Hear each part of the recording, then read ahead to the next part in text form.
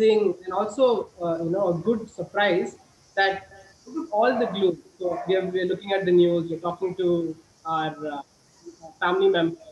We hear a lot of stories which are not really good. You see gloomy faces all around, and I kind of expected to come into this meeting and to see the same faces, but I was pleasantly surprised to see everyone was smiling. I really don't know what the magic about BTMC or Toastmasters is, but when people collaborate on this platform, suddenly everyone forgets their troubles and everyone is all cheerful and smiling. So before I start off this meeting, I really want to thank all of you guys. Right, it's a great opportunity to just come and be part of this, even if it's for a minute or two, to actually gain that energy and gain that positivity. And having said that, that's exactly what we're looking forward in this week, right? Because you can't really swim against the tide, right? You can't really break the tide. You really need to figure out how to swim with them, right? And if you look at everything that's happening around you, it's very serious. Right? People are really taking a toll financially, mentally, even with their health, of course. So at that point of time, all that we can do is learn to stay safe, learn to give required support to each and every member, in our immediate surroundings and also otherwise. One clear message that I'd like to leave you, with in this particular meeting is when you do reach out to somebody and say, I'm here to help. Don't stop there, right? Because everyone hears that. I'm here if you need any help. If you think you can contribute, contribute. And if you feel that that person needs to hear you, you can be there and listen to that person, go ahead and do it. If you feel you can contribute financially, do it. Don't wait because no one is in a position to ask for help. That's how bad the situation is. So be of use as and when you feel. And that's how you can really swim against the tide, right? Because there's one Sanskrit sloka that says, Loka samasta sukhino bhavantu, right? Which means if everyone is happy, you will automatically be happy. So let's try and build that sort of an ecosystem in India and also around us. Having said that, I really want to, hand over the dais to somebody who's been an epitome of this, someone who's driving this movement forward. We have seen the second iteration of the king of bad times, right? Because we've seen 2020 and the same things repeating, but our president doesn't seem to have changed. He's the flag bearer of positivity, making everything much better than before. And I really want to appreciate and be really grateful to him for the same. With that, with someone who really does this over and over again, I want to hand over the time to our president, Mr. Ayappa. And before we do that, please remember three simple things. If you choose to stay on in the meeting, please keep your cameras on. Speak only while spoken to, or otherwise when you really need to, which means keep yourself on mute. And also, kindly refrain from speaking about sex, politics, and religion, because you know what? Things are already bad. Let's not make it worse. Over to you, Ayappa. Thank you so much, Shabari. Ladies and gentlemen, a very good evening to all of you. Good evening. Welcome you all. Good evening. Good evening. Good evening. Welcome you all to this wonderful evening here in Bangalore Toastmasters Club. With that note, I declare the meeting number 1269 open. May I have our Associate Secretary, Toastmaster George, to present the minutes of the last meeting, please? Thank you, Ayappa. So, good evening, Toastmasters and all my dear guests. The last meeting number was 1268. We started with a very beautiful theme, which is very much required during this COVID situation, saying that stop saying I wish, start saying I will. So we started bang on time on 6:30 and we finished the meeting at 8:30 p.m. We had three amazing speakers, and also it was a very awesome table topics which Guru sir has brought in. And also we have a lovely evaluation which was food for thought. And coming to the award is the best tag team player goes to Anna Madam, the best role taker goes to Manikandan, the best table topics goes to Sureka Madam, and the best evaluator goes to Prakash, and the best speaker goes to Somshekar sir. So this is the brief overview of last meeting. Over to you, Mr. Ayappa. Thank you so much, George. Dear members, hope the minutes are okay.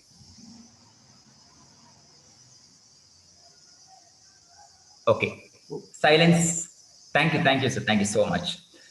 We have many wonderful guests in our meeting today. We have Dr. Ushi Mohandas, we have Sujata Venkat, we have Sushmita, we have Kanchan, we have Daniel, and we have distinguished Toastmaster Balraj Arunachalam, our past international president, all the way from Sri Lanka, and Dilip.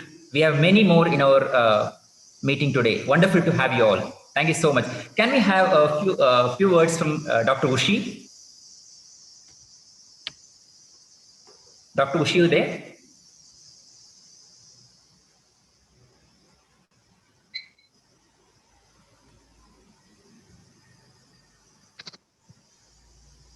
Hello? Can we have distinguished Toastmaster Balraj? Yes, and thank you. Thank you so much. Yes, sir. Thank you. And it's a pleasure to be here at the Bangalore Toastmasters Club after a while. And with all what is going or what's happening in India, I'm so happy that we are meeting online. And I have seen an agenda which is very interesting. I look forward to the meeting. And I wish every Toastmaster a safe and sound health as we go along after the meeting back to our normal lives. Thank you. Thank you so much, sir. It's a pleasure having you in our meeting today. Thank you so much. So can we have Daniel, please?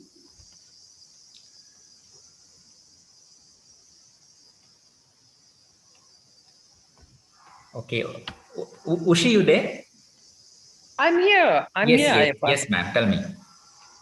It's always nice. Good evening, everybody. And it's always nice. Ayappa is a very special friend.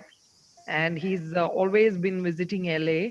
And I think a lot of people in Bangalore Toastmasters are my friends. So it's always lovely to listen. And it's one of those evenings when I'm absolutely free. So I said, okay, I'll swing by and see what I can pick up and what I can learn from here. Thank you very much for sending me the invite, Ayappa. Thank you so much, Dr. Ushi. Thank you so much. So due to the paucity of time, we cannot talk to each and every one of you. So dear members, how can we welcome our guests? Let's unmute and give them a good round of applause.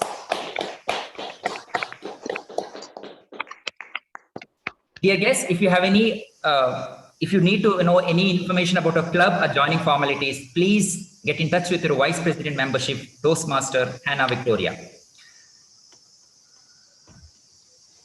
Tough times don't last. Tough people do. Be that ray of positivity that you see, that you see to have it. Situations are not in our hand, but controlling those situations are purely in our hand.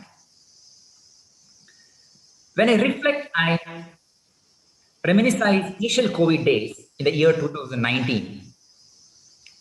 We panicked even for getting a mask in the initial days. Even I struggled to get a mask as it was not available at one point of time. And the problem got resolved. Later, we could see every roadside vendor selling masks as part of his daily business. Later, we had the shortage of PPE kits. It was a major issue, especially for the COVID warriors, whose primary duty is to take care of the COVID patients. Later, that issue also got resolved. Then came the ventilator shortage. Again, we made sure that we are able to manufacture and procure enough ventilators. Now, the new problem, as you all know, acute shortage of oxygen. COVID patients are dying without oxygen. I'm sure government will take care of this problem as well. Definitely, even after resolving this issue, there could be some other challenges lined up to fight against COVID. Looking at the number of cases increasing every day, I'm sure there will be shortage of ICU beds, there will be shortage of doctors and nurses. If you look at the last 1 year of COVID, we struggled each and every phase of the year in procuring the necessary items, but we have succeeded. I'm sure this phase will pass on. We will come out of this phase very soon. Also on this occasion, I request all to join hands together to fight against COVID in whatever the best possible way we can. Let us wear masks, even at home. Don't venture out without wearing masks. And one more thing is wear mask properly. You're completing your mouth and nose. Sanitize and wash your hands regularly. Very important thing is that don't move out of your house unnecessarily, unless it's really, really required. Now it has become a community spread and we have to take care of ourselves. Most of us don't have the immunity system, especially the VIT employees, because of our sedentary lifestyle. And we are prone to get affected fast. Take care of yourself before blaming the system or the government. Coming back to the Toastmasters, we cannot change the present COVID situation, but we can always learn and hone public speaking skills through this online platform. I know that people don't like online platform of public speaking, but do we have any choice? No, absolutely not. Let us adjust to the virtual platform for some time till the situation gets into our hand. Don't take any break just because you're online meeting. Be with Toastmasters if you have the urge and desire to become a powerful public speaker. Once you take a break in Toastmasters, I'm sure it will definitely affect your Toastmasters journey. Now, to take the meeting further, we have a Toastmaster amongst us. He has been with Bangalore Toastmasters Club for the last 4 years. He is a software engineering profession. He is one of the finest Toastmasters I've ever seen in my Toastmasters journey. Very disciplined and methodical Toastmaster he is. Very powerful storyteller. Ladies and gentlemen, please put your hands together to welcome on the virtual stage the MC of this evening, Toastmaster Rajesh Nukul. Thank you, Appa. Thank you for those kind words. Good evening, fellow Toastmasters and dear guests. I am today your host, or rather, I can tell myself as the server. Server, because I am going to serve you some of the finest and the delicious snacks you would have had in your evenings. The snacks may not be something that could satisfy and comfort your belly, but I'm sure these snacks are going to comfort your brains. Speaking of snacks, Karnataka is famous for some snacks that are very endemic to this region. Let me take you back to a history around at least 100 years old in the British era. And the story starts with our hero, Budhyana. Budhyana was there in this railway station, which is around 80 kilometers from Bengaluru, serving the platform people, the passengers who used to halt the train and get his snacks of idli and pakoda. This was the only two options or the snacks that Budhyana was selling. He was good and happy with his business. But one fateful day, he could hear in a distant alarm that the steam engine is coming rushing to his station very soon. Now he calculated the time and realized that he currently only has idlis ready and the train is way early than what it was scheduled to. He didn't have his pakodas ready. He had all the batter items like rice flour, then the semolina rave, the maida, the coriander, curry leaves, all those things, but he didn't have it ready. And even if he starts doing those pakoda now, it is not going to be ready by the time the train reaches the station. So he thinks and Then suddenly he thinks, I need to serve my passengers some relishing snack to munch on. They can't just be with idlis. So he decides that the batter that he has, he takes that mold, flattens it, and fries it. The thing is, pakodas take more time because the surface area is lesser. But these flattened vadas, they have more surface area. So it was fried and available for the passengers as the train came and halted in the station. As usual, passengers came. They took the snacks, the idli, as well as the new snack. They tasted and they realized that it was something new and savory. It was an instant hit, and they started asking, Budiana, what is this new snack? Because it was created instantly, he didn't have a name for that. He thought, and finally he said, let me name it after this place. And so was the creation of Maddur Vada after the place Madduru, 80 kilometers from Bangalore and almost nearer to Mandya and Mysore. It's been 100 years, and this is a earmarked name of any snack in Karnataka and also in South India.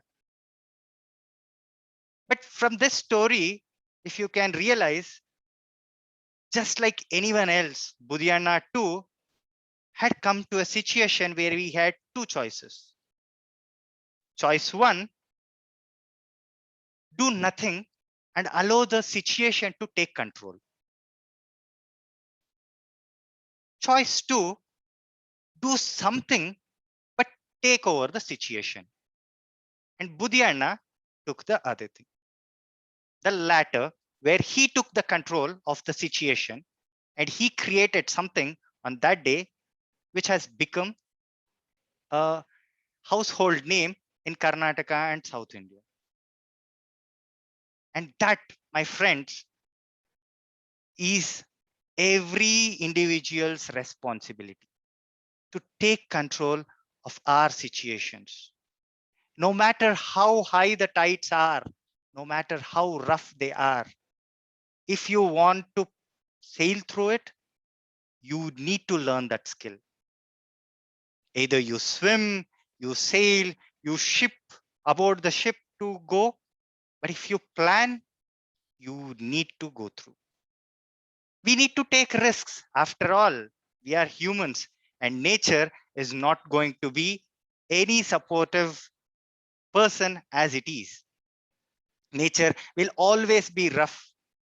It is we who have to make it something that we can sail through it well. The situation should be in our control, not the other way around. Almost during the same times, on the other side of the planet, we had someone who saw such a situation in his neighborhood, in his surrounding, where people were hardly able to take control of the situation because of the inherent fears that they had. Budianna was an expert in his culinary area. But this person, he was an expert in communication area. And he wanted to push this skill. He wanted to push this inherent ability on every individual to come out as smooth as possible. And that's when in 1924, Santa Ana, California, Ralph C. Smedley started his first club, mentoring and guiding the young under him, under his charge, to start speaking on the stage without fear. For that, he devised few set of manuals and guidelines. And today, my friends, the seeds that were put down by Ralph C. Smedley has grown in every part of the continent and worldwide. Today, that one club has grown out and matured in around 16,000 clubs worldwide. Every continent except for Antarctica has a Toastmasters club. And that club is now Toastmasters International. Friends, if Ralph C. Smedley had also thought, let these people take care of themselves, let the situation go as is, we wouldn't have been here interacting with you all or overcoming our own fears. Now, all this was possible because that one person thought that we need to take control of our situation. Similarly, in Bangalore, in 1997, a club started under the guidance of four Toastmasters, one of whom is currently in this meeting, Robinson D'Souza. Those seeds that were sown in 1997 are today a grand banyan tree supporting many clubs across Bangalore, because Bangalore Club Toastmasters Club happens to be one of the oldest and the largest club in India. Not only has it mentored and nurtured many other clubs, it still happens to be one of the finest clubs in India. And the guidelines that were set by Ralph C. Smedley, in almost very similar manner, we still follow the same guidelines. And today is no different. And today, as part of that, the session has 3 servings. In the first serving, we are going to get idlis. Idlis, I mean the prepared speeches. Just like how idli take a long preparation, these prepared speeches have a long history of the speaker preparing his speech, getting it evaluated and mentored by his mentor, and then get back with the speech that he will be delivering or he or she will be delivering on the stage. And then the next is our delicious Madhur Vada. Why Madhur Vada? Because it is instant and crispy and tasty. Just like our table topics, which is an instant extempore that you need to come on stage and speak on any given topic. And I hope everyone is aware that a South Indian snack is not complete without a hot coffee. And similarly, like coffee, we have our evaluation session where we have the evaluators coming and providing their feedback and the observations for the speeches that they have evaluated. Because this is a boosting and refreshing session and something that we'll all relish for sure. The entire of this session is also evaluated. And to overlook this session, today we have among us a person who has doctor in his name, but humor is his fame. Our daring, dashing, and our very own Vaidyanathan is our general evaluator for today. He and his associates will be keenly observing this session and will be giving their report to us at the end of our session. And may I ask Mr. Vaidyanathan, Toastmaster Vaidyanathan, to brief us on his role. Thank you, Toastmaster Rajesh, for that lovely introduction. In fact, I think you said it all. You narrated what the role that I would be playing. Nevertheless, I would repeat it again. So my responsibility as general evaluator for today's meeting would be to have a closer look at the way in which the meeting is being conducted, and if at all, if I could find areas where we can improve upon, I would share my suggestions. And to assist me in my role, I have a 3-member team, in fact, a 4-member team, the tag team and the listener and the listener. And may I request the tag team to get themselves introduced and also spell out their role, please. Good evening, Toastmasters and dear guests. I hope everyone is safe and healthy at home. To ensure the meeting goes on smoothly and on time, my role as a timer is to note the time taken by the speakers, role takers, and the evaluators, and present the report at the end of the meeting. I'll alert each speaker of the time they have left using the green, yellow, and the red cards. For the icebreaker speech, the time limit is between 4 to 6 minutes. I'll show the green card at 4 minutes. The yellow card will be shown at 5 minutes, and the red card will be shown at 6 minutes. For the evaluation, the time limit is between 2 to 3 minutes. I'll show the green card at 2 minutes, the yellow card at 2.5 minutes, and the red card will be shown at 3 minutes.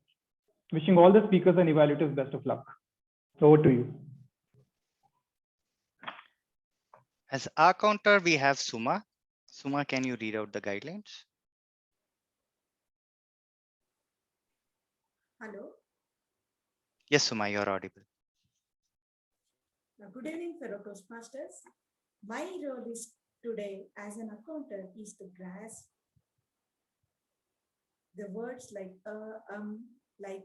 some of the repetitive words and submit my report to the evaluator at the end of the meeting. All the best to all speakers. Over to you, Toastmaster. Thank you, Suma. As in grammarian, we have Varsha. Toastmaster Varsha, can you read out your guidelines?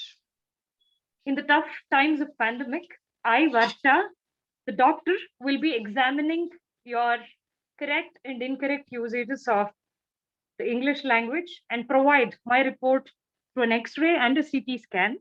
So I will be providing 4 reports towards the end of the meeting. Number 1, something that's good to heart. Number 2, something that's good to ears. Number 3, something that's not so good to heart. And 4, something that's not so good to ears. That's it. Over to you, Rajesh. Thank you, Toastmaster Aka Doctor. As listener, we have today Toastmaster Achyuta. Achyuta, can you read out your guidelines? Yeah. Good evening, everyone. As everyone here would have heard many times over, listening is a skill that's complementary to speaking. And so my role today is to make sure that all of you here are listening to the meeting. And I'll do this by asking you a few questions in the end of the meeting. So keep your ears open. Back to you, Toastmaster. Thank you, Achyuta. I detailed you about our normal session where we have the servings like idli, vada, and coffee. But today is a slight different session because instead of the vada, that is the table topic session, we are going to have a dessert served to you. And I shall keep myself zipped on what that dessert is because I shall give that privilege to our president who will give and announce what that dessert is and what it is going to be. And with that, let me start with my first serving, the noble, the healthy, and the delicious piece or the prepared speeches. And for our first speech, which is an icebreaker speech, we have our charming and dashing, the member of the Justice League, our very own advocate by profession, Toastmaster Aaron, who will be evaluating the icebreaker speech. Can I ask Aaron to read out the guidelines for this speech? Thank you, Toastmaster Nakul. Good evening, fellow Toastmasters and guests. The purpose of the speech today is for the member to introduce himself or herself to the club and learn the basic structure of a public speech. Timer, do note that the speech length is prescribed for 4 to 6 minutes. Thank you and all the best to the speaker. Thank you, Aaron. The next speaker, I don't have to give an introduction to him. He's going to introduce himself. He's giving his first speech from Presentation Mastery, but I still can't resist myself not giving a small introduction to our very own person. And for him, he is an epitome of the theme of today's quote. He believes that every day is a challenge which he sails across smoothly. And for that, he attributes it to his spirited and spiritual nature. His speech title today is Living a Life of Growth. Living a Life of Growth by Rajiv Mishra. Over to you, Rajiv. I'm audible? Yes, you are. If you know someone who loves to explore and learn new things, then you can add one more name in that list is Rajiv. Very good evening, my fellow Toastmasters and distinguished guest. My name is Rajiv Mishra. By profession, I am a senior software engineering manager. I was born in a Madhubani district of Bihar. Do you know this place is famous due to two main reasons? First, Madhubani painting, which get painted using 100% natural color. And second, it is a birthplace of Ma Sita. I have two brothers, one sister, and my parents are settled in New Delhi with my older brother. I am married with two daughters, and I am sure I will get your sympathy here. Being a guy managing three girls, you can understand. Being born and brought up in a family of bureaucrats and politicians, what can I thought to be other than an IPS officer? But destiny has some other plan for me, and I end up becoming an engineer. A person who never ventured outside his home state till 10+2 end up relocating to Bangalore for his engineering graduation. I still remember my first journey to Bangalore. Any guess why? It took 3 long nights by train to reach the Bangalore. First time I was in South India. First time I was interacting with so many various people who could not able to understand my language, and I was not able to understand their language.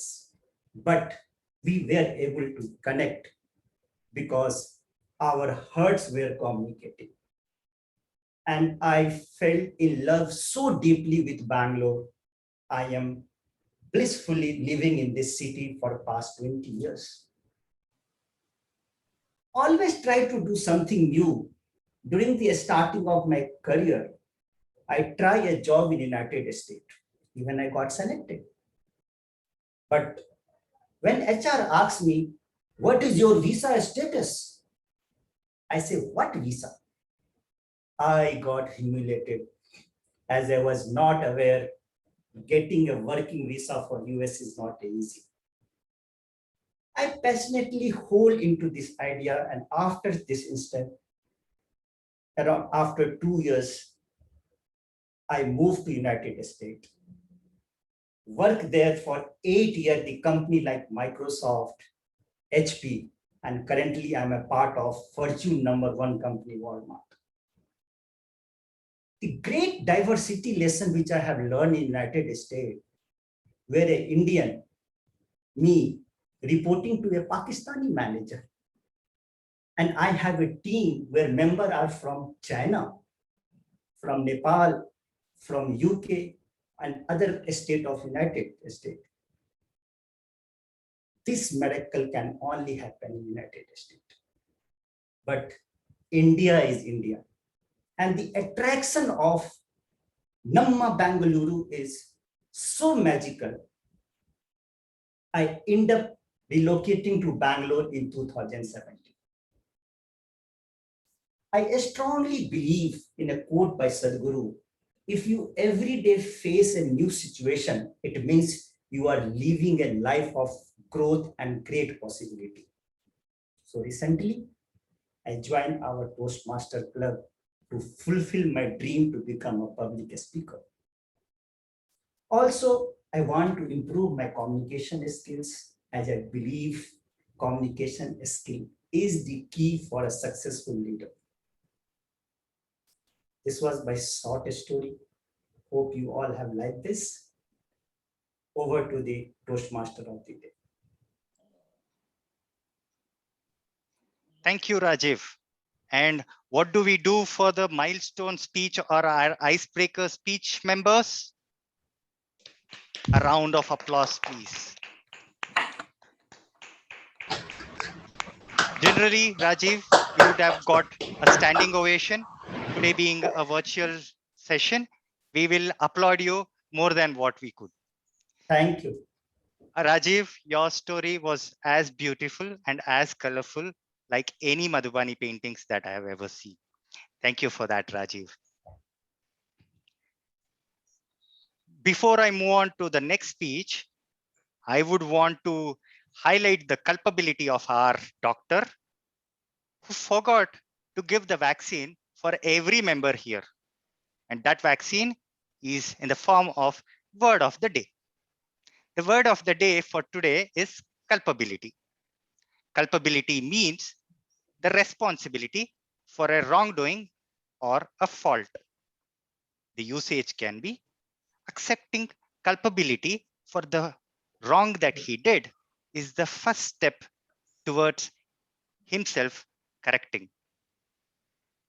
And I would encourage more and more speakers to use the word of the day so that we would have a more refreshing and vaccinated environment around.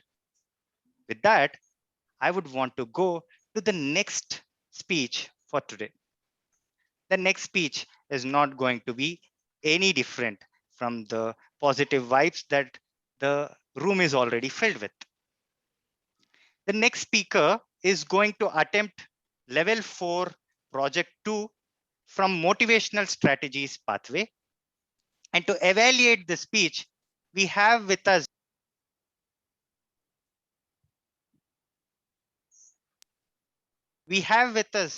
the treasure trove of knowledge, the magic man of smiles, are silent, yet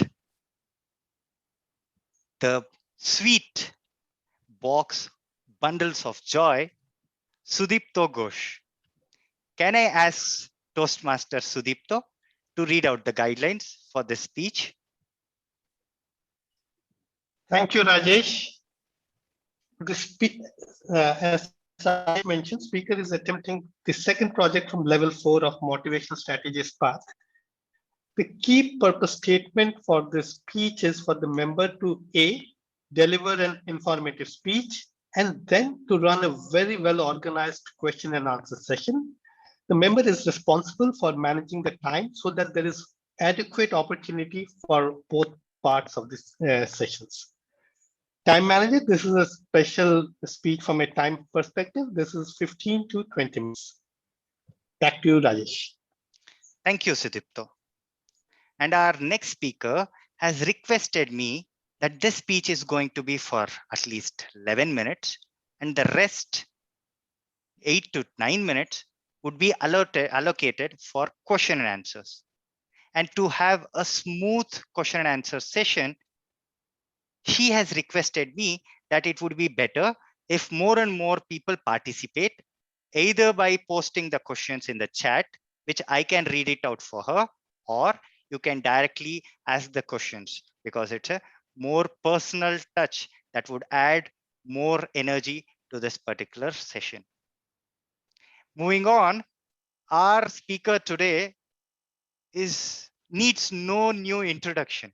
If I am serving you snacks, which is virtual and almost just oral, our next speaker is someone who has the distinction of serving people with the snacks that is both physically appealing and mentally too, because she is considered to be one of the forms of Annapurna for Bangalore Toastmasters Club. Madam Surekha has a selfless attitude of serving people, not just snacks, but She is a source of solace for all those people who are under depression. She works as a counselor. Mind you, she is not just a counselor, she is a good cook too. So you would know all the things that the person who is coming in for that help would get for a happy tummy and a happy brain and a happy situation. With nothing more to introduce, I would ask Madam Sureka to take the speech, which is titled The ABC of Driving Depression Away. The ABC of Driving Depression Away, Sureka ma'am. Thank you, Rajesh. Thank you so much for that wonderful introduction. So good evening, beautiful friends and viewers. Today, I'm going to talk to you all about depression, one of the most common yet widely misunderstood aspects of mental health. And then I would look forward to your questions. And I believe that the more we engage ourselves in a dialogue, the more I can respond to your actual concerns, the happier we will all be. So coming back to depression, depression is most widely confused with sadness. No doubt, sadness is one of the most prominent symptoms of depression, but depression goes far beyond that. Depression is not only when a person is sad, it is also when he feels a loss of hope, a loss of interest in things. There's that constant feeling of numbness. There's that mental, physical, emotional exhaustion. It's the sickness of the soul.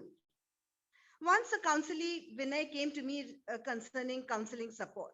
He was brilliant at his work and was a bouncing ball of joy, excitement, and vitality. But of late, he had chosen to fall back. Virtually every activity seemed to be so difficult that he ended up doing nothing at all.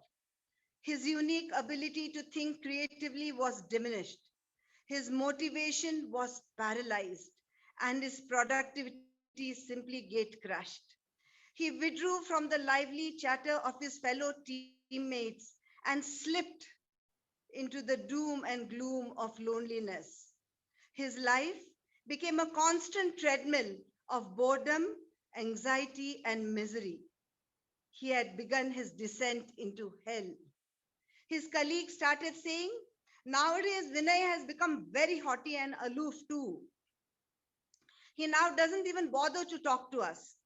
They started reading all kinds of meaning into his behavior, except the actual one, which was that at that time, Vinay was going through acute clinical depression. So, friends, depression is not only sadness, it is also when the person stops enjoying those things he earlier enjoyed doing. The motivation is lost. I know I should be doing it, but I can't bring myself to do it. It is when his ability to bounce back is diminished and he slips into a state of learned helplessness. There is that cold absence of feeling, an emptiness, a numbness, a vacuum, a void. The person slips into gloomy meditations of hopelessness, helplessness, and despair. Begins to focus less upon hope and more upon pessimism. So these are the trigger points in the person's mind that make him more vulnerable to depression. They eat up his emotional energy, leaving him depleted, discharged, and demotivated. And now today, friends, as you all know, there is no conversation that would be complete without using the word COVID. And you know what a depressed person will say? He'll say, "I don't think COVID will ever leave planet Earth. It's sure to wipe off the entire human race." So it's when the pessimism grows beyond logic. So depression is an emotional prison in which a person feels entrapped. He no longer enjoys those daily activities he enjoyed doing, defeating himself at every turn, as if he was involved in a plot against himself. It's conspiracy against the self by the self. Now, depression belongs to two major categories, my friends. The first one is known as a reactive depression, which which is the result of a reaction to an external trigger. And what could this trigger be?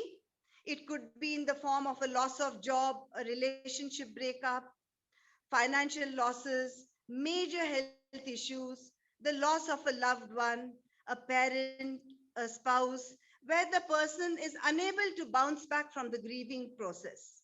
So these are some of the occasions when a person begins to feel numb. He feels the outside world is a virtual world. He's seeing it, but not connecting to it. It could trigger insomnia. The less a person sleeps, the more he worries. And the more he worries, the more the depression deepens. It could also lead to fatigue, loss of appetite, loss in weight, a sense of worthlessness, even a sense of letting go. Stuff like, I don't care what happens. So what if I lose my job? So what if this relationship breaks up? What's so great about it? So friends, if you all are feeling most of these symptoms, then it's time to focus on the A of the ABC of driving depression away. And in this case, the A stands for acceptance. Accept, acknowledge, become aware. Yes, I may be suffering from depression. So then the question arrives, what are you going to do about it? Now here, please remember that the mind and the body are interconnected. And as I told you, when a person is depressed, he stops enjoying doing those things he earlier enjoyed doing. So for example, if he is a committed athlete, he now no longer looks forward to his training schedule. If he enjoyed playing with his pet dog, now the pet is no longer a source of joy to him. If she's a loving housewife and just loved cooking for her family, she just doesn't want to enter that kitchen. So physically, a somatization takes place. Soma is the body, psyche is the mind. Depression becomes psychosomatic, where the mind begins to control the body. And that's when we have to employ the B of the ABC of driving depression away. And here, my friends, the B stands for the body. Now use your body to influence the mind. So if you have a little bit of willpower still left within you, say to yourself, I will push myself. I will keep myself busy. I will engage in meaningful activities and it will work. If you have green fingers, you engage in gardening, you'll begin to relax. If you are a music lover and you listen to soothing music, you will begin to feel lighter. If you are a social person, you join a club, you will feel connected and supported. So on a daily basis, if you start doing those things that appeal to you, then the depression will begin to melt away. So first of all, start by trying to help yourself. And if even after doing all of this, still the symptoms continue to persist, then it's time to now engage in the C of the ABC of driving depression away. And in this case, the C stands for change your approach. Go see a counselor, seek emotional support from her, and bounce back into the mainstream of life. I had the privilege of counseling Ria. She was a lady who had an alcoholic husband and a mother-in-law who was more of a monster-in-law from hell. They constantly kept on insulting and disrespecting her all the time. They refused to accept culpability for their bad behavior. And because of their persistent cruelties and insensitivities, she began to feel hopeless, helpless, worthless, lonely, and lost. She got sucked into the tragic of her mental black magic. Ending her life seemed to be the only option to this unbearable pain. And she did have an unsuccessful suicide attempt as well. As I listened to her story with empathy, she was able to share all her pain and all her despair.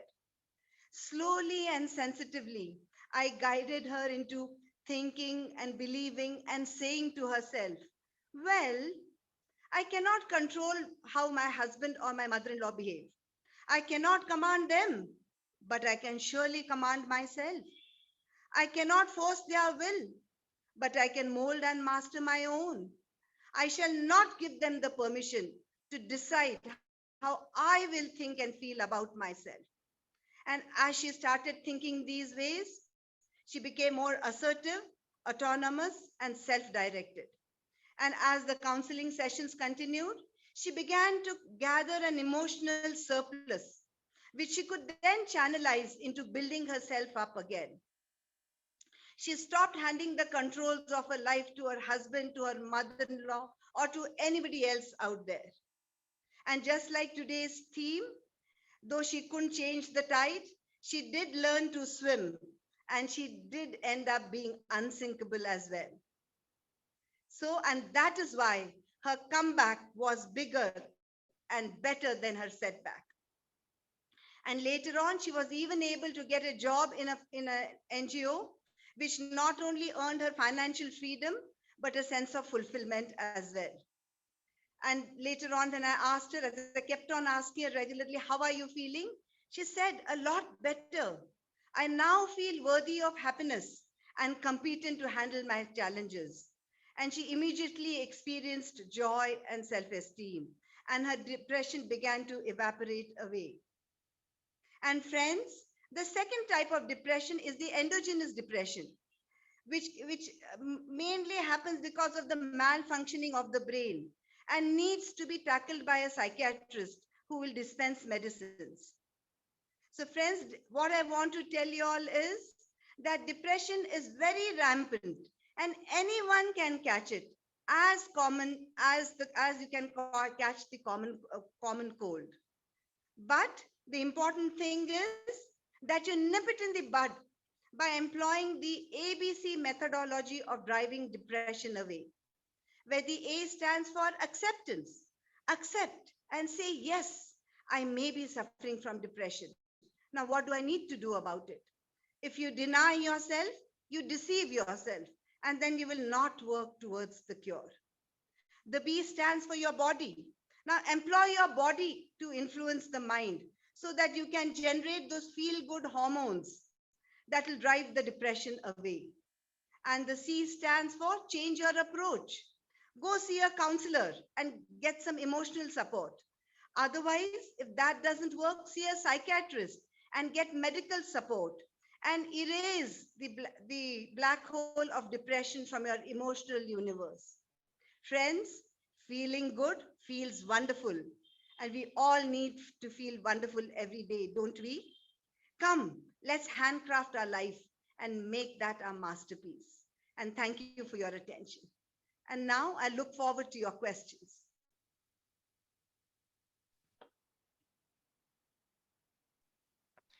Toastmasters, you're free to start typing in the chat, or one by one you can ask the questions to Suvika. Madam, Guru here, madam. Yes, Guru. Madam, you're telling that if people can go and take the help of counselors or medical help. So which could be the better? See, in India, most of the people are not educated. So they don't know how to accept. If they know that they are under depression also, they can't accept it. So do you suggest for, let's say for a example, for people like my mother or somebody else, whether it's better to go for a counselor or to go for a psychiatrist? Guru, this depends upon the type of depression, but initially I say start. So if it is your mother and you see that, somewhere she's spiraling down into a depression, she's losing her motivation, she's getting more pessimistic, her energy levels are coming down, she isn't enjoying the things she earlier enjoying doing, you start talking to her, become her confidant, help her ventilate, and try to engage her into those activities which she earlier tried to enjoy doing. And if that doesn't seem to work, then take her to a counselor. And let the counselor then decide whether, she needs to be further referred to a psychiatrist or not. It's not about the labels. It's about the human being and the well-being that is of concern. So don't get confused as to where to go. Start with helping her. If it doesn't happen, then go to the counselor, and the counselor will guide you from there onwards. Rekha ma'am, can you hear me? Rajdeep here. Yes, Rajdeep. Good evening, Rajdeep. Good evening. Excellent speech. It wasn't ABC, it was the A to Z of depression, I think. Fantastic. Thank you. Surekha, I just wanted to ask you, who are those people Yes. who are more prone to depression and who are those who are not prone to depression? So it gives a clear idea to people what they should do and what they shouldn't do. Oh, a wonderful question, Rajdeep. Yes, Rajdeep, the people who are most susceptible to depression are those who tend to dwell more in the past, like something, and dwell in the past in the sense something negative that happened 5 days ago, 5 weeks ago, 5 years ago, or 20 years ago. They keep on poking into that emotional wound and keep it alive. They never give it a chance to heal. They don't connect to the here and the now. Or people who are pessimistic basically by nature, who see the glass as half empty rather than half full. Or those who procrastinate so that the work keeps piling up and the stress also then gets cumulative. Or those who have a victim mindset, who keep on blaming and complaining rather than accepting personal responsibility for their lives. Or those who focus on I can'ts more than the I cans, more than I cans. Even those who are, I would say into prolonged and chronic illnesses like Parkinson's, cardiac disease, strokes, or prolonged cancer treatments or hormonal imbalances. So these are the kind of people who tend to spiral into depression, and those who sort of who don't focus more on their disabilities rather than their abilities. And Rajdeep, since you asked me who are those who are not prone to depression, I would say somebody like you who absolutely focuses on his abilities. Aren't you an expression of the indomitable power of the human spirit, the victory of the human spirit? Now I'm If feeling everybody embarrassed of followed asking you, you. I don't think there would be anybody to Thank be you so left much. depressed. Thank you, You've thank you, always done that, and you are yourself an answer to your question. thank you so much. So, Thank you very much. so was I all right? Very clear, very clear. Thank you so much, Okay. Surekha. Thank you. Thank you so much. Surekha, ma'am, there are a couple of chats. I mean, questions in the chat. You can please have a look at the chat as well. So I'll read it out, Ayappa. Yes. So we have the first question from Vishi, who says, yeah, perfect. There's a generation gap. How do you think if an adolescent shares his anxiety episodes and his parents just ignore it, saying it's all in the mind?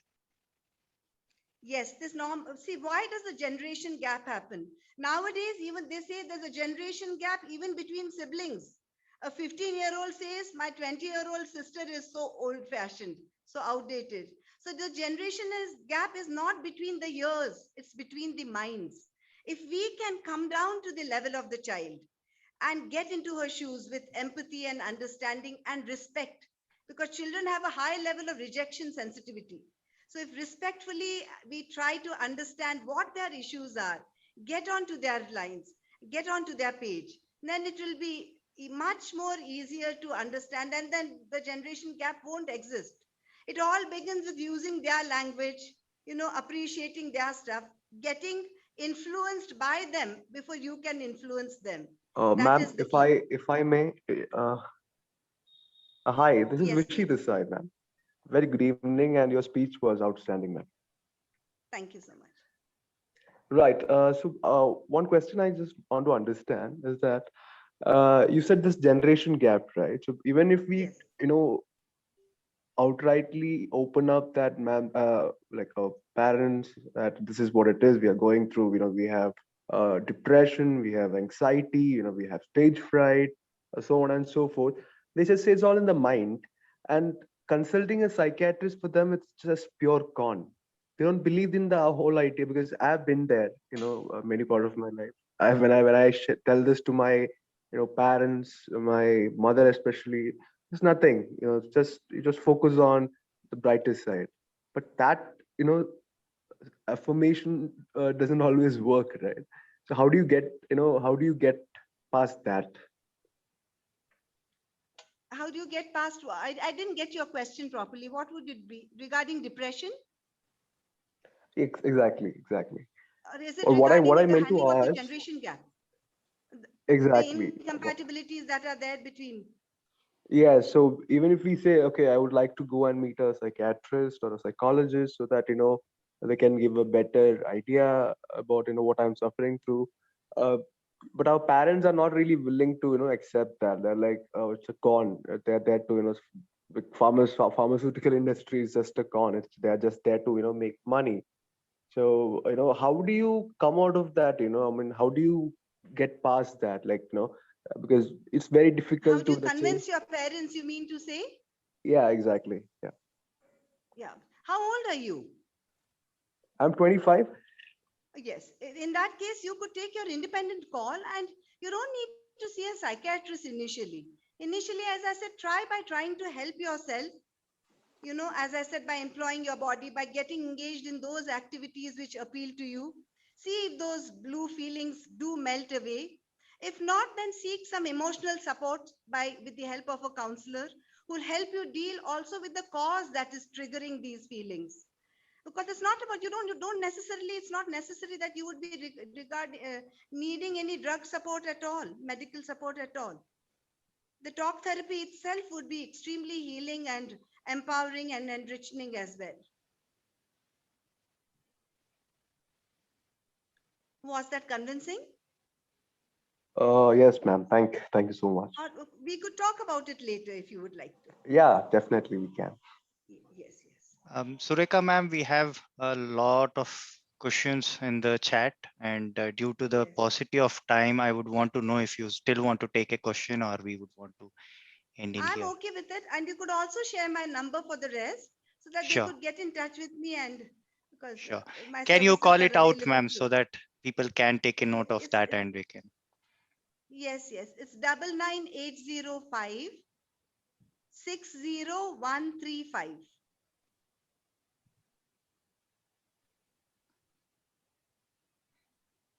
Thank you. Yes. Any other? I mean, I'm okay. I mean, it depends upon the time constraints. Ayappa, do you want us to take one more question, or do we want to close it? Rajesh, I think we can close it, I think. Okay. Thank you. Sureka ma'am, what should I say? The light of hope that you just lit in our lives, I'm sure if we can keep this light ever growing, then we can easily eradicate the darkness and the gloom that is around us, even with the simplest of the fears to the greatest of COVID. I'm sure this is a war against the time, and we will all turn out to be this heroes and champions of it. Thank you, Sureka ma'am. That was an enriching Rajesh. and an Thank you, empowering Thank you for your speech. attention. Thank you. Yes. Thank you so much. And with that, we have come to the closure of our prepared speech session. As promised, the next session is the hot coffee session. And to have this coffee session with us, I would be giving back this baton to our general evaluator, who would take this meeting forward. Can I ask Toastmaster Vaidyanathan to take over the proceedings? Thank you, Toastmaster Rajesh. Friday evening, I'm not sure whether coffee will go fine. I think there are better options on a Friday evening. Nevertheless, we'll go with coffee as of now because the bars and restaurants are closed. Anyway, so first is the selection of the theme. In fact, the theme for the meeting that was chosen by the committee, I think that's the apt theme at this point in time, because we are facing a tough time, and this will not last, and then we would eventually win over the times that we are facing now. So the selection of the theme is very, very apt for the situation that we are currently in. Now let's begin at the 6:30 start, and then we started exactly at 6:30. Thanks to Sergeant at Arms for starting the meeting on time. Anything which starts well ends well. So the energy, the enthusiasm that you exhibited today when you came on stage was fantastic. So it's a great start for a meeting amidst all the gloom that we are witnessing. So superb, awesome piece. And the way in which you introduced the president was really good. And having said that, there is one specific area where you could have corrected yourself. One is After introducing the president, you might need to leave the podium or the stage to the president, but you went on to talk about the 3 golden rules and then something else. So the climax has to be the introduction. After that, you have to pass on the baton to the next speaker. But you continue to talk about something else. I think that you might need to take care of in your future assignments as a sergeant at arms. So otherwise, it's a job well done. So give a round of applause to our sergeant at arms.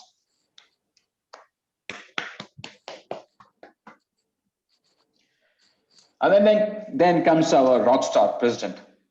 So we have been seeing the way in which he has grown leaps and bounds ever since he took up the mantle of presidentship some 9-10 months back. So full of energy, the man on a mission. Its booming voice is something that we all love to hear every week. And the awesome introduction to the further speakers, that's a hallmark of Toastmaster Ayapan. This week is no different. And then you set the stage on fire with your booming voice and then the eloquence. But having said that, there are a few areas where you could have done a bit better. One is after the secretary spoke about the minutes of the meeting, you said, are the minutes are okay? I haven't heard any president saying, are the minutes okay? So people normally say that, are the minutes in order, right? So the minutes ought to be in order, and it's not the minutes whether it's okay, right? And second, the topic that you chose during your presidential address, I think it's bordering towards pessimism, isn't it? So because we are already facing a lot of cynicism and a lot of pessimism around us, we are going through a tough phase. And this is the evening, Friday evening, when close to 50, 60 people have assembled to hear something which is exciting and which is going to take us to the next level in terms of energy. But again, when we speak about COVID, when we speak about what not to do, and it becomes a bit more pessimistic. And then more importantly, we shouldn't be speaking about Corona again and again. I think that's not going to give the much needed confidence or the energy to the people who have assembled here on a Friday evening. So let's try to link the theme with something which is interesting or which is humorous so that people can laugh their heart out amidst all this, right? So I hope you will take it in the right spirit and then use some examples which are going to pep up the audience rather than putting them down. So otherwise, a typical Ayapa's high caliber, high energetic presidential address. A round of applause to Ayapa.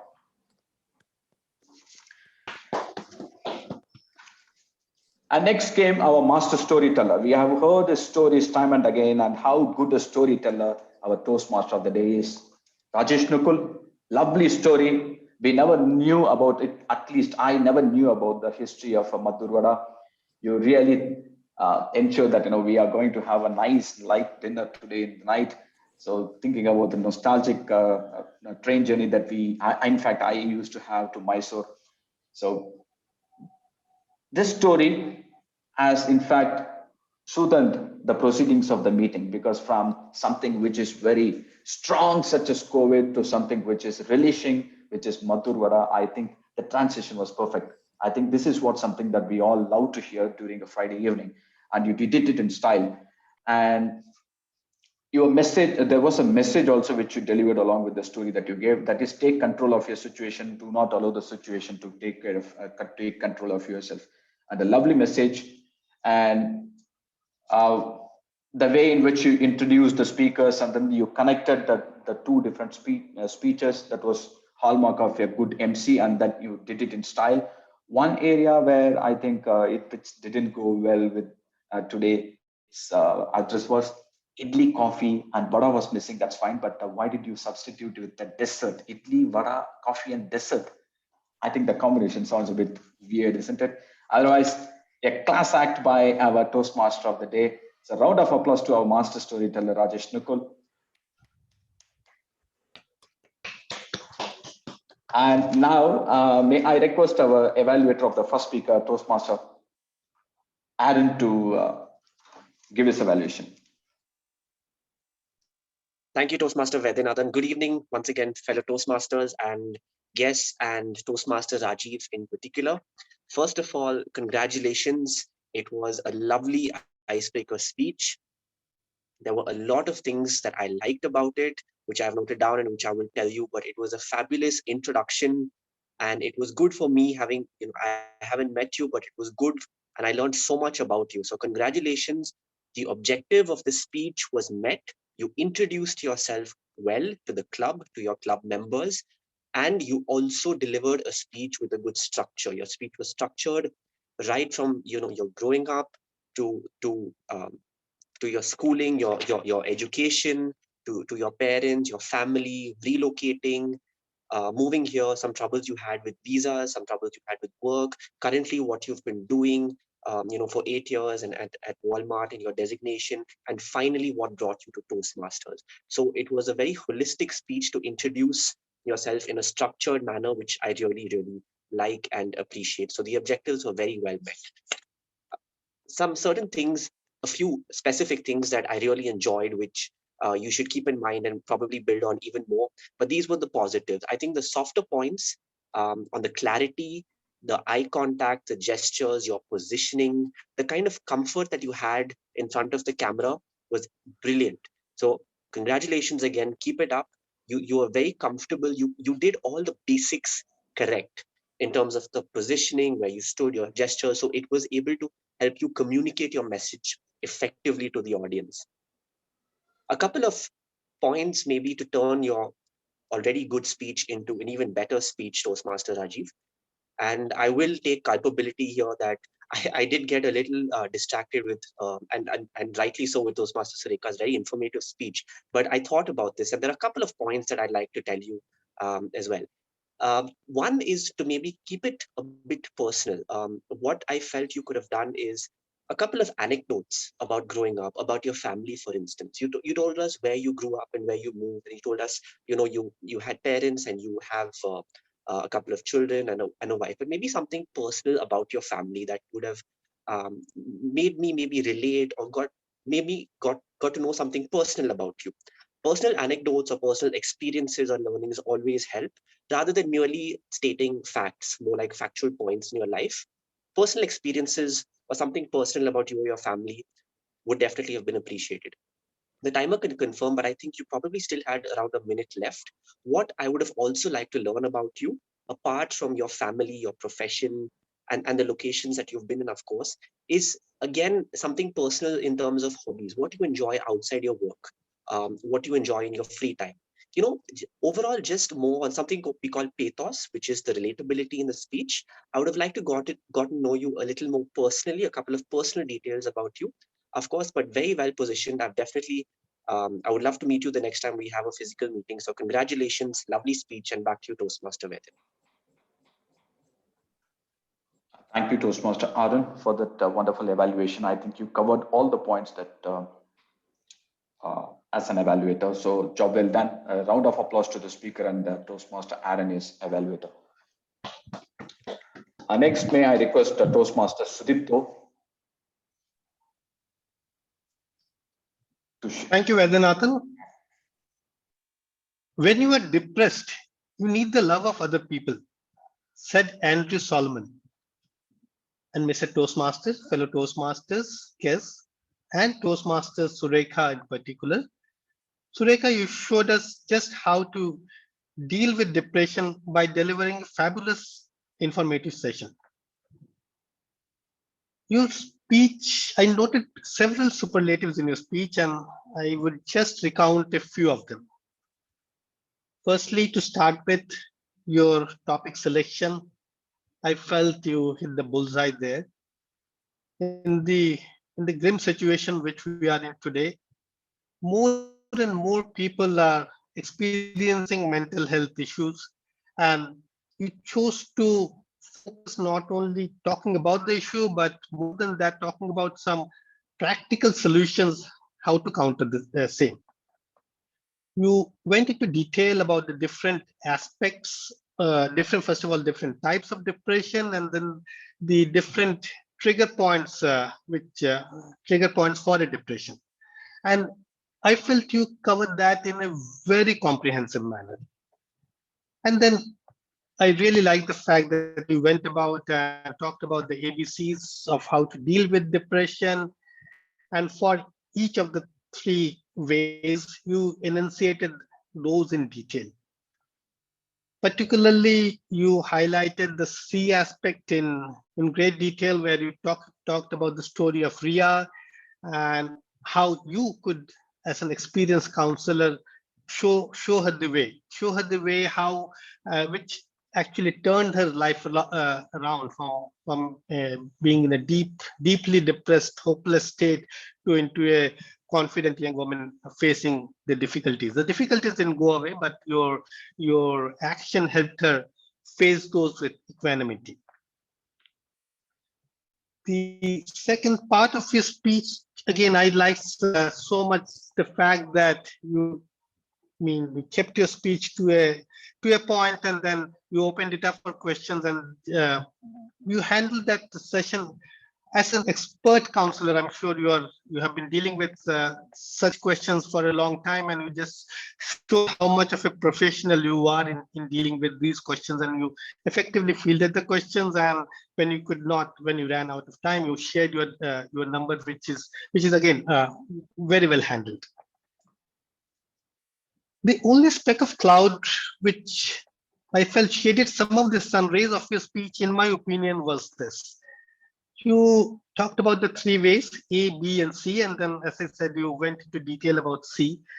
But on B and A aspect, while you showed, you told us what it is, but I would have been, happier if you had actually said, okay, this person, Mohan, who came to me, could reverse his depression by employing his gardening or some of the other aspects of B, or just by acceptance, maybe some person cured his or her depression. So if you could, recount a short story on one of those, that would have, I thought, explain the AB more effectively to the audience.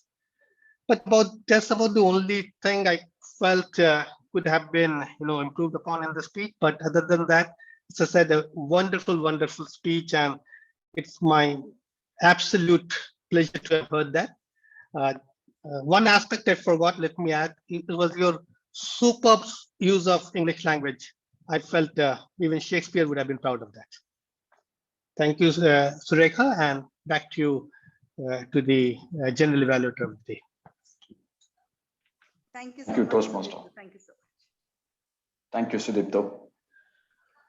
What a wonderful evaluation and a great speech. I think this is one speech which will reverberate in our heads for a very long time. So something which we all love to. This is something that nobody would like to speak.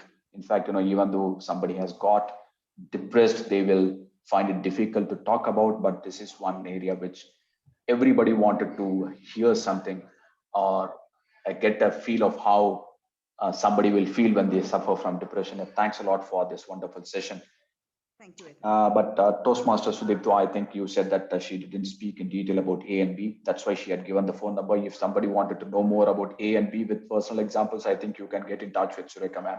So having said that, thank you very much, ma'am, and Sudipto for the wonderful evaluation speech. Now, yeah, the voting code has been shared in our WhatsApp group to choose the best evaluator, and the code is 1269. So you can take another 10 seconds to cast the vote for the best evaluator. And best speaker as well. And the best speaker as well, is the code going to be the same? Yes, code is same. Okay, the code is 1269. So you can choose the best speaker and the best evaluator.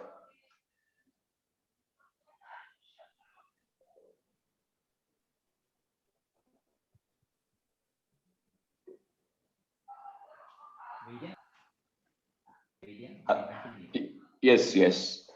Okay. Thanks, Mr. President. So with that, I think we will move to the final stage of our Toastmasters meeting now. It's over to our Toastmaster of the day, Toastmaster Rajesh Nukul. Thank you. Thank you, Vaidya. Before I hand over the stage to our president to give us or serve us the Kesri Bath, and Vaidya guilty as charged, I should have mentioned it as Kesri Bath than dessert.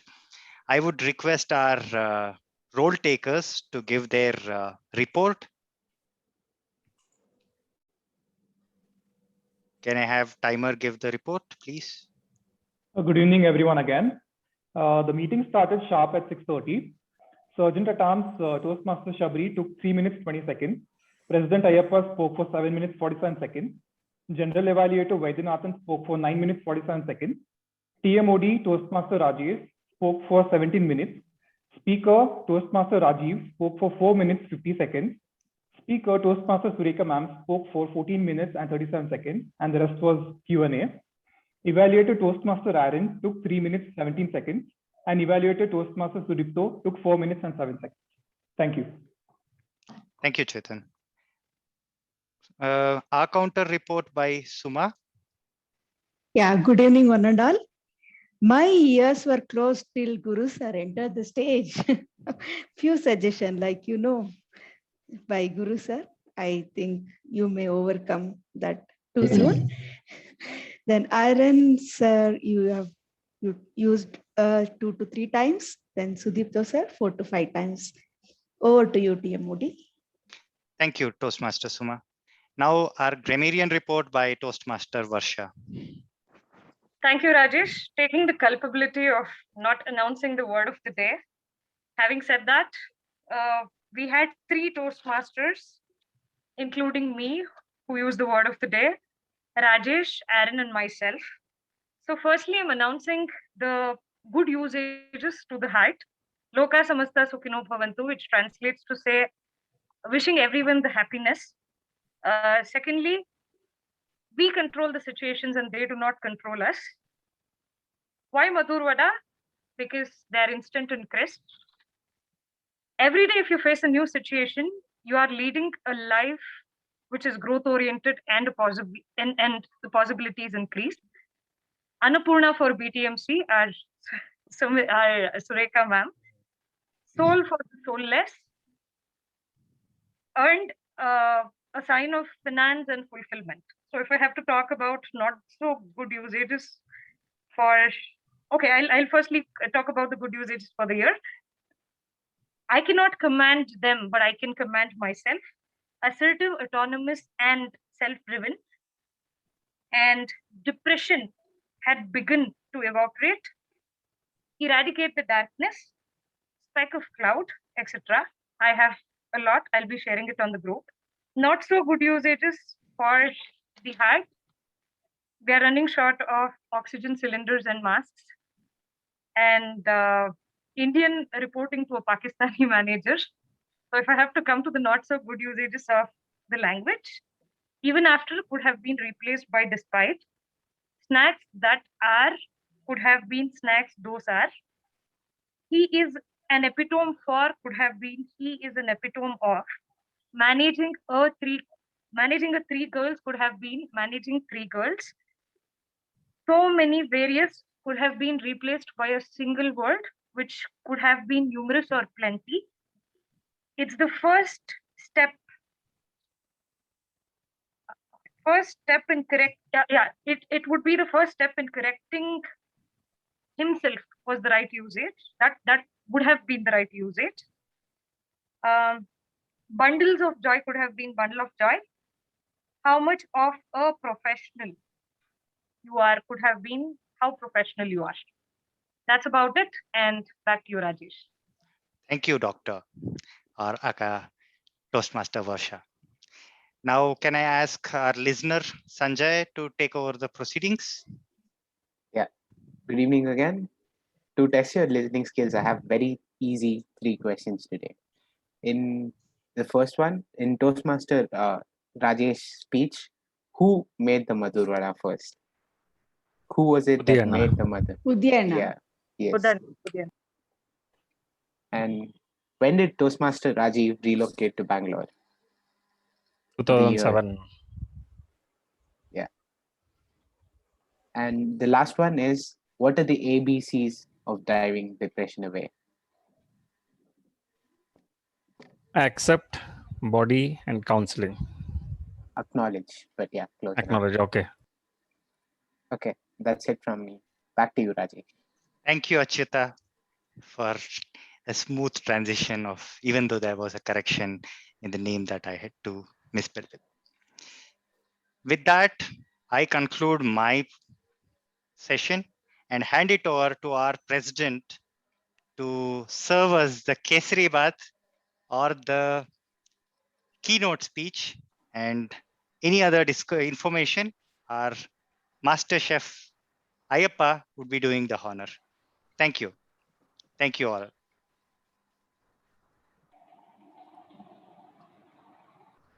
Let's give Toastmaster Rajesh a good round of applause. Finally, the time has come. We all have been waiting for. Yes, this evening, keynote speaker is. Your voice is not clear, Ayappa.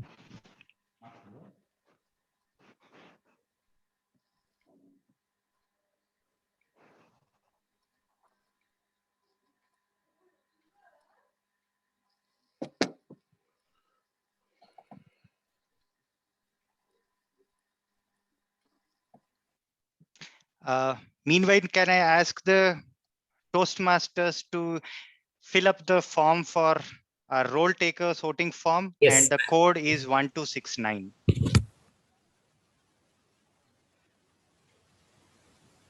Yes, Ayappa. Yes, I'm back. Thank you.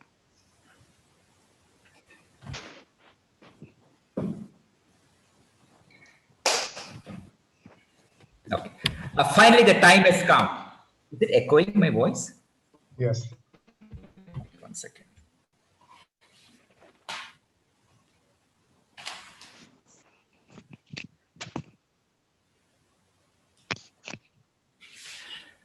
Yes, the time has come we all have been waiting for. This evening's keynote speaker is a mentor, a people enabler, and an entrepreneur. He is a co-founder of the company Ganesh Food Products, and now it is one of the top coffee companies in India. It was through Toastmasters' journey he discovered his speaking skills and servant leadership. He has served as district governor of District 82, that is India and Sri Lanka, as a regional advisor for districts in India, Sri Lanka, China, Japan, Taiwan, and Korea. And he was the past international director, Toastmaster International. Ladies and gentlemen, please join me in welcoming our past international president, distinguished Toastmaster Nagaraj Rao, to present a talk titled To Do or Not to Do. Over to you, sir. Thank you. Thank you, Ayappa. One correction, I'm past international director. So okay. I've never been the past international president. Anyway, thanks for the invite. I really feel very happy to be here in Bangalore Toastmasters Club. I accept my culpability. I have not been very regular in attending Toastmasters meeting. But I now realize what I'm missing out. You know, when Rajesh was talking about idli, madhur vada, and coffee, he was talking straight to my heart and stomach. And when Sureka was talking about how to handle depression, such a treat to listen to her. It was such a fantastic and enriching experience for me. So this meeting has inspired me to be more regular in attending Toastmasters meetings. Thank you for your invite, sir. So can I share my screen? Yes, yes, you can do it. Okay.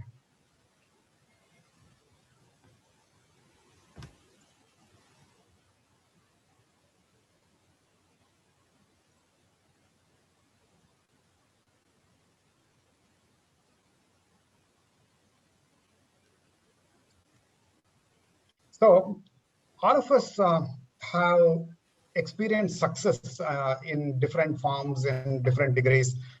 So my question to you today is, what factors do you think have contributed to your success? This is an interesting conversation I want to have with you today. Let's, for example, take the case of your club, Bangalore Toastmasters Club. So as I was listening to your MC, he mentioned it was 1269th meeting. It's almost 25 years, and this is not a small achievement. It's a fantastic achievement in these times. So I would like to know from you, what are the factors that have contributed to your success as a club? Can I have some answers, please? Discipline. Okay. Maintaining relationship with members. Okay. Constant in touch with members, helping them to improve in all respects so far as Toastmaster journey is concerned. Okay. Any other thoughts? Innovation. Innovation. Yes. So being in service. Being in service. Excellent. Excellent. So I think, what you have? Yes. Nagraj, I think it's the family spirit that we have in Bangalore Okay. Toastmasters Club Yes, that I has completely kept agree. us together. And of course, Mr. Robinson, the founder president, who is still there, mentoring us and inspiring us. I think that's one of the factors that have kept us all together. Yeah. Yes, I totally agree. It's an honor to be in his presence today. Thank you so much, Mr. Robinson, for being here. Now, what you have shared is a to-do list for success, right? Now, for long-term success, there is one more list, and this is called the not to-do list. I want you to think a bit about this. The ability to create this not to-do list is called wisdom. By the way, wisdom is not such a rare or exotic quality as you might be thinking. It's a practical ability. And I believe all of us have this. It is a skill we use to navigate life. And all the difficulties are easier to avoid than to solve, right? So in a way, wisdom is nothing but prevention. But the irony here is this. It's very funny. Prevention is not attractive. Imagine two movie plots, A and B. In movie A ship runs into an iceberg, the ship sinks, the noble captain selflessly, heart-wrenchingly rescues all the passengers from drowning. And he is the last person to leave the ship. He clambers into a lifeboat just before the ship disappears into the ocean depths. Now, consider movie B. Here the captain steers the ship around the iceberg, keeping a safe distance. Now, which movie would you watch? Yeah, of course. Now, which situation would you prefer to be as an actual passenger on the ship? And that's equally obvious. B. Now, let's say the examples are real. So what would happen next? Captain A would be invited into talk shows. He would get on a 6-figure book contract.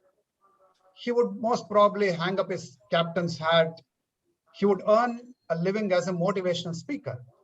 Now, he would be in great demand at events and meetings for major corporations, and perhaps his hometown would name a street after him. And who knows, his children would perhaps feel something like pride in their father for the first time ever. Now, Captain B, on the other hand, would keep avoiding dangers until the day he retires. So who is the better professional here? Captain B, of course. Now, who's the one we celebrate? Captain A. And why is that? Because the outside world cannot see the success achieved through preventions. You just cannot see those failures which have been carefully avoided. Think about your own life. I'm sure at least half of your successes are preventive in nature. Yes, agreed. You make mistakes occasionally, as we all do.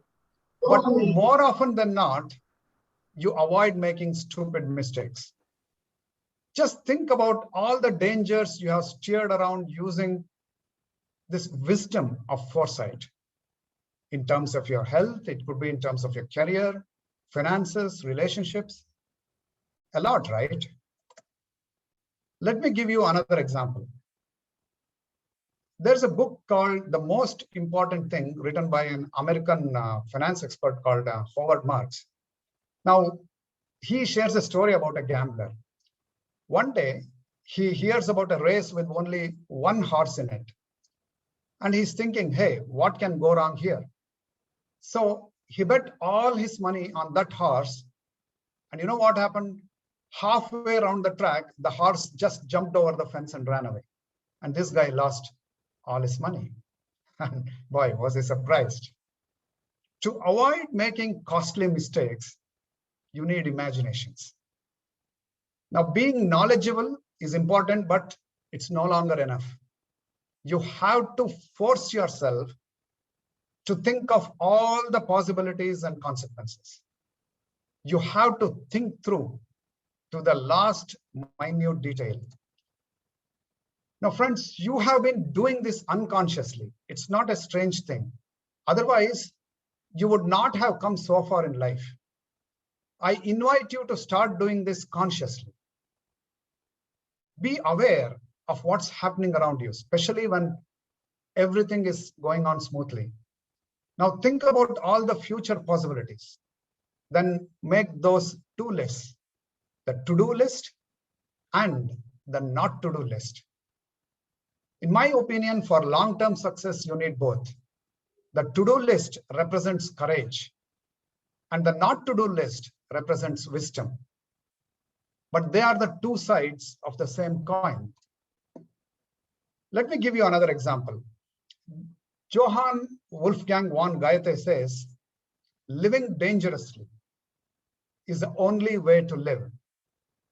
And when von Goethe says, live dangerously, he wants us to let go of fear and live courageously.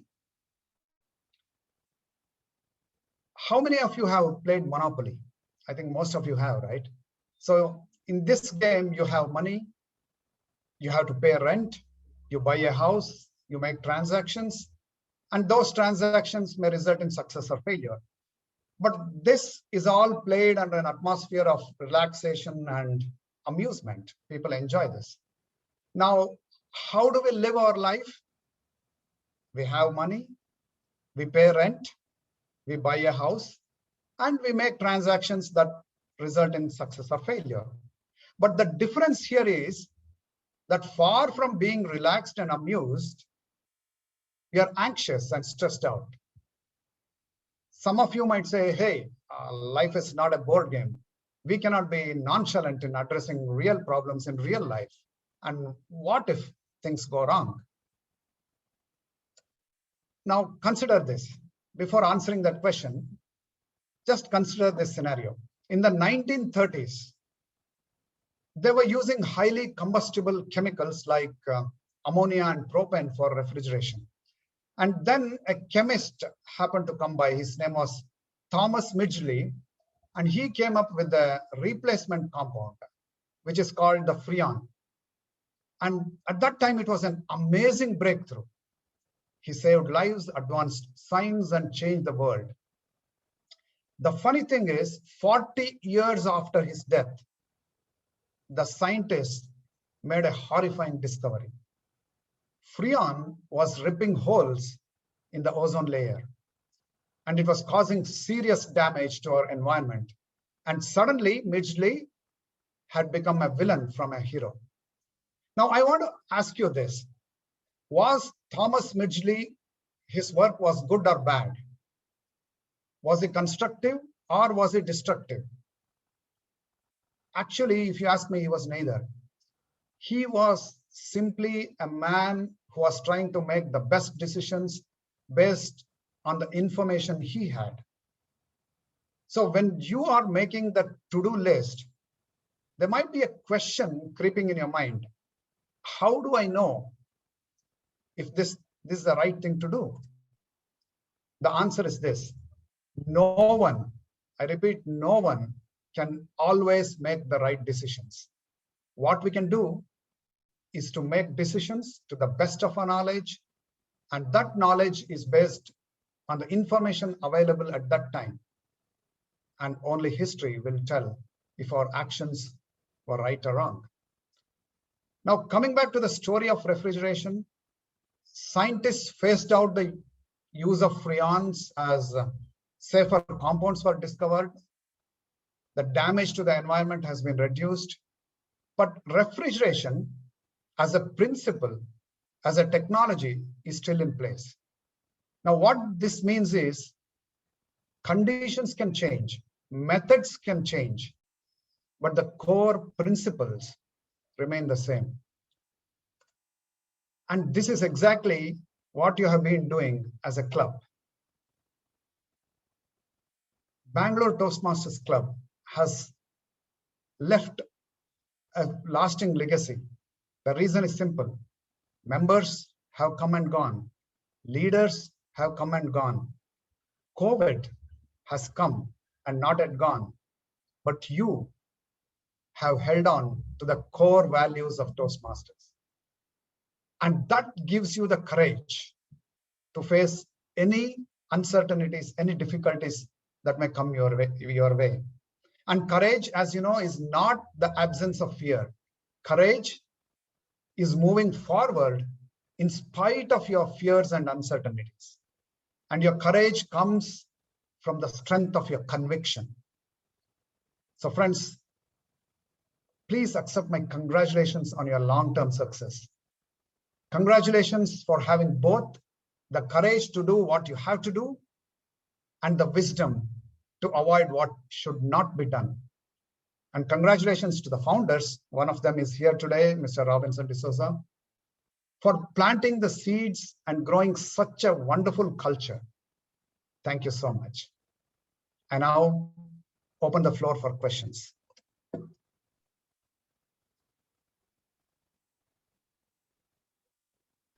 Ladies and gentlemen, you can directly ask the questions.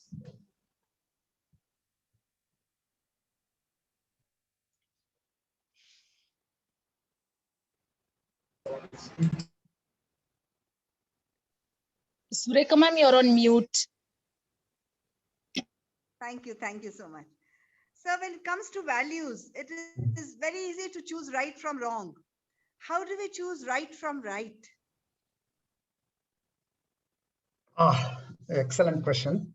Now, in my opinion, you have to go through life and gain that experience and maturity to make this fine, subtle distinction between which is right and more right. And this is where the concept of dharma comes into play, and it's not easy. And what may be more right to may not be more right to you. So it is individual. And I think each one of us has this freedom to choose which is more right. The only thing is we have to be responsible and be ready to experience the consequences of our choice. Thank you, sir. Thank you so much. TTM Nagarajarav sir, congratulations, excellent speech. Thank you. Sir, I have a question. If I want to know what to do, definitely I need a knowledge. I have multiple sources to get the knowledge, maybe education or books. As you rightly said, if I have to know what not to do, I need a wisdom. Yes. Can you suggest us some sources where I will be having more wisdom? I will equip with wisdom. Actually, you know, if you make more mistakes, you become more wiser. So the only way to gain more wisdom is to make more mistakes. So as you experience life, you become wiser. But the purpose of my talk was this: we celebrate our actions, right? We celebrate what we do. And sometimes we forget to appreciate the impact of the things which we don't do. And that's what I'm trying to say. If you look at your own life, for example, the health which you are experiencing today is definitely due to a lot of good things you have been doing. Maybe you are doing some exercises and walking or whatnot. But at the same time, there are some things which you're not doing. Probably you're not smoking, or you're not an alcohol, you're not using drugs. And those things are also equally important, which have contributed to your health today. So which we take it for granted. So this is what I'm trying to convey through this speech, that please be aware of all the things which you have been not doing, which has contributed to your success today. Excellent, sir. I got it. Thank you very much.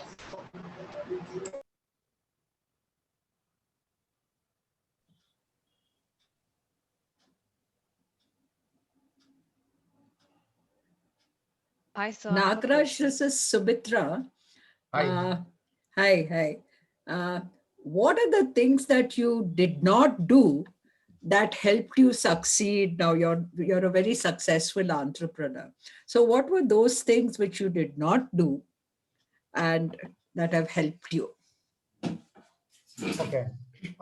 One of the things which I did not do was take success for granted. I am always looking at the next step to do. And the second thing which I did not do was I was always very, very careful to follow the rule of the land.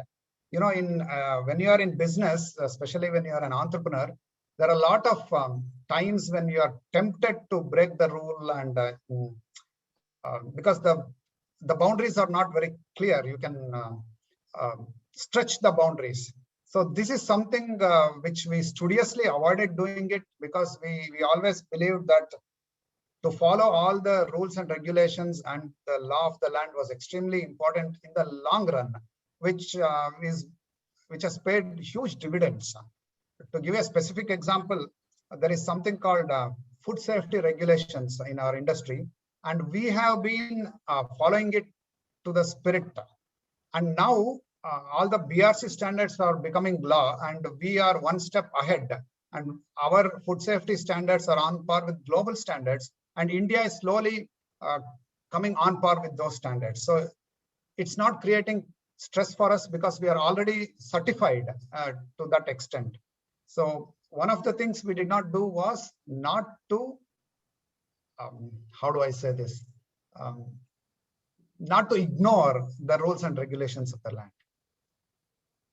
Yeah, thank you. Thank you.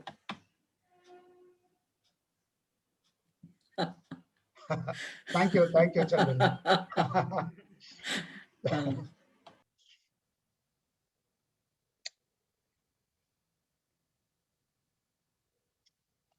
Any other questions? I remember one incident, Mr. Nagaraj Rao. Yes, sir. This is Robinson. Yes, sir. Do you remember once we traveled back on a Friday after a meeting of Bangalore Toastmasters Club to your home in Bangalore Stage? Yes, yes, definitely. How can I forget that? Yes. I still recall. Yes. Yes. Thank you very much for that excellent presentation. And particularly, what list not to do, not to do list. Thanks a lot, Mr. Nagaraj Rao. Thank you, sir. Good evening, sir. Srijatiya. Yes. Sir, we consciously write to-do list, but as you mentioned, unconsciously we don't do many things. So do you consciously write to do, not to-do list, or do you suggest? Yes, by and by it has become a habit for me, and I keep introspecting what are the things that have contributed to my success. Or actually, you don't have to learn from your own mistakes. You can learn from other people's mistakes, right? We don't have time to do all the mistakes ourselves. So when we are aware of our surroundings and look at people, and when you study how they have succeeded or how they have failed, and every failure teaches you more than your successes. So I jot down, I have a small journal where I jot down the things which other people have done and which has had unfavorable consequences, and I take care not to do that myself. Thank you so much, sir. You're welcome, sir.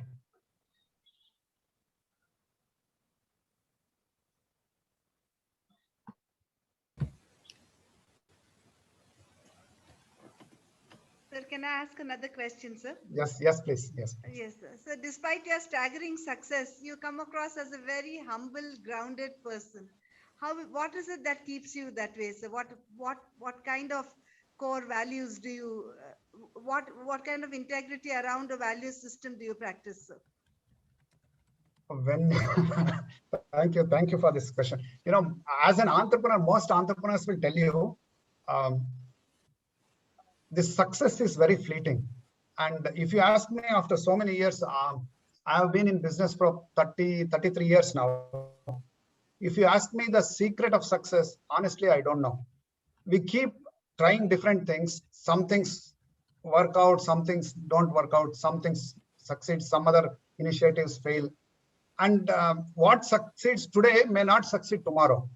So I believe to a large extent, your good luck or good fortune plays a role in your success, for which you cannot take credit, of course.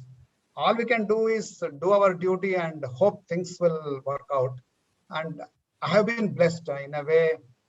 Things have worked out and more things have succeeded than failed. And I have a lot of support from people around me. So I consider all the good relationships I have as a bedrock of support, and they are the people who keep me staying afloat every time when we are going through difficult times. Thank you, sir. Thank you, sir.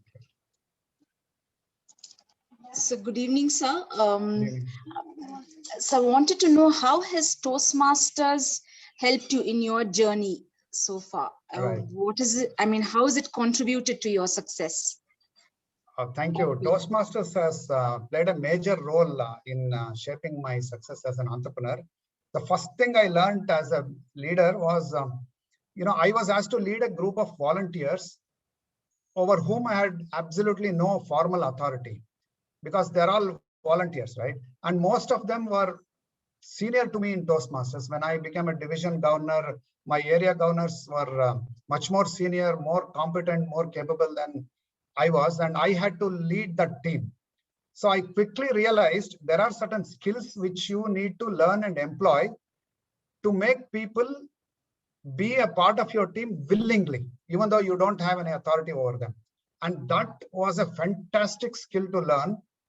And now imagine taking this skill in an atmosphere where you have certain formal authority because you are the employer or you are the boss of that organization. And if you know how to make your team members work willingly for you and they believe in that goal, their efficiency becomes so high, and that has given rich dividends. Creating that sense of belongingness, loyalty in your team members, that was a gift I got from Toastmasters, which I transferred to Toastmasters. And there are many other things which I learned. Maybe this could be a talk for another keynote, maybe in the future. Thank you so much, sir.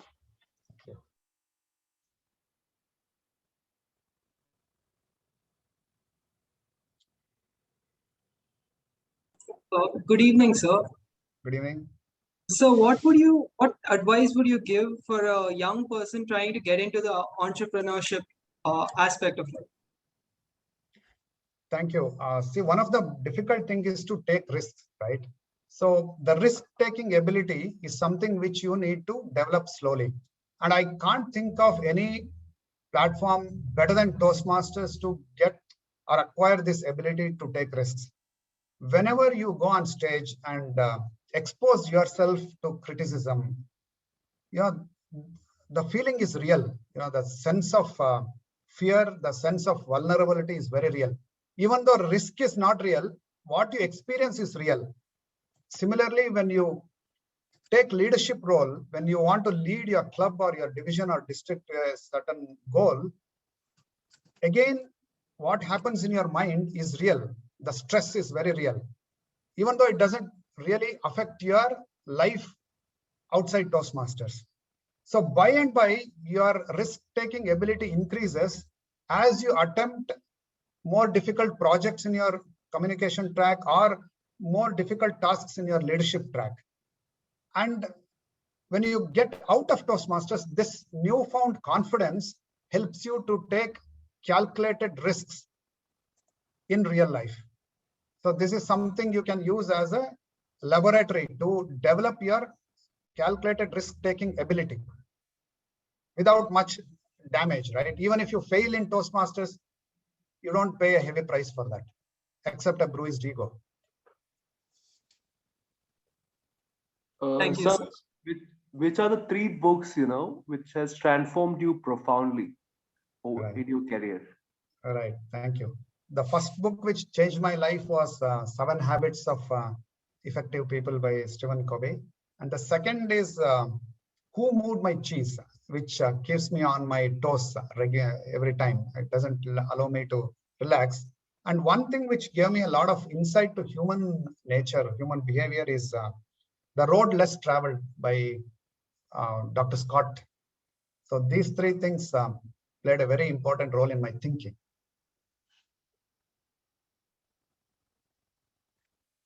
I think any more questions? Last one question.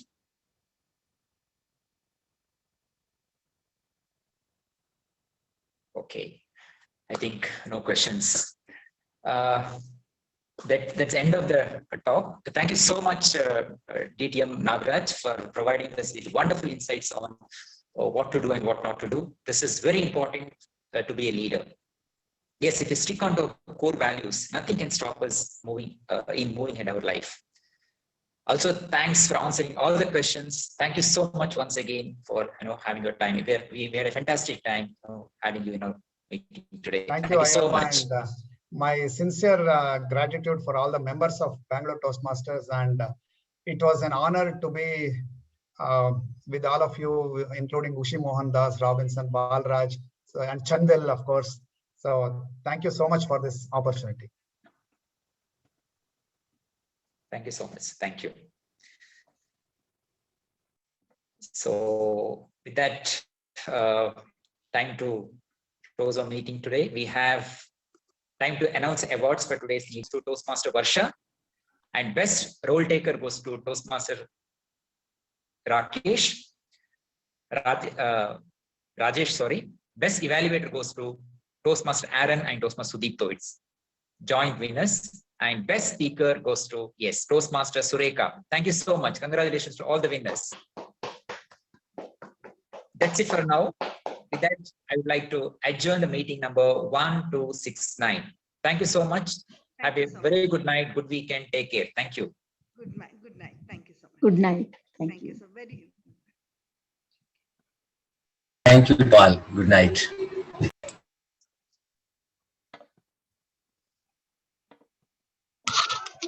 Thanks.